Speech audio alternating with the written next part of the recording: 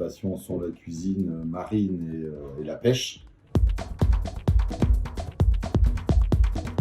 Moi, je suis rentré à 12 ans au FC Nantes, au football. J'ai vite vu que je ne serais jamais un grand professionnel du football. Moi, c'est ma mentalité, j'essaye d'être le meilleur, au moins de le faire très très bien. Et si c'est pas possible, j'arrête. Et je connaissais ce métier de la restauration par mon père. Je l'ai choisi et je l'aime.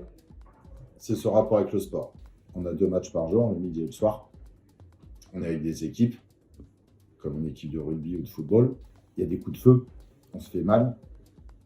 Il faut sortir de nos retranchements, il faut prendre des risques. La cuisine est totalement compatible et similaire à un sportif de haut niveau. À ce niveau-là, les 3 étoiles, je le sais que je ne pourrais pas le faire jusqu'à 65 ans.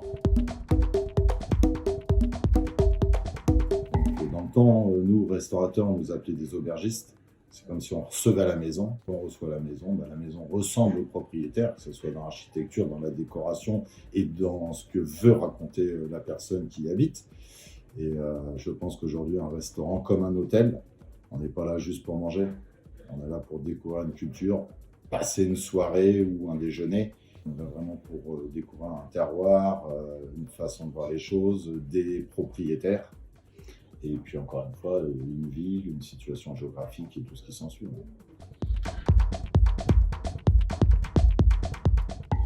Donc l'acoustique a été travaillée grâce à cette cartographie marine qui est au plafond. Donc ça fait comme des strates de banches, nos fonds marins. Donc moi c'est exactement ce que j'ai sur mes écrans GPS et sur mon bateau. Donc le son permet de se faufiler, de rentrer, de rester canalisé au niveau du plafond, parce que ça c'est pareil. Notre métier à haut niveau comme ça, c'est de la délicatesse, c'est de l'attention, de l'intention aussi. Et c'est vrai qu'il n'y a rien de plus énervant de passer une belle soirée dans un grand restaurant et puis d'avoir un bruit de fou. L'éclairage, moi je voulais les jours où il fait pas beau, qu'il pleut, que c'est tempête, donner de la chaleur aussi à notre décor, donc avec des lumières un peu plus jaunes. Quand il fait très très chaud, le décor a passé sur des lumières un peu plus blanches, un peu plus froides, pour apporter un peu plus de confort aussi. Et au fur et à mesure du coucher de soleil et l'arrivée de la nuit, ça y est, le décor se met un petit peu à scintiller. En fait, le but, ma façon de voir les choses, c'était de réussir à emmener les gens comme dans une grotte sous-marine, où en fait les reflets de la lumière, avec la profondeur, ça scintille de temps en temps. Et puis tout le décor travaille comme ça. Et les gens se sentent vraiment bien. C'est très luxueux, mais sans être trop guindé, les gens se sentent bien. On commence sur des assiettes toujours de création, avec la porcelaine coquet. Donc, des assiettes bleues très très claires avec de la nacre incorporée dedans.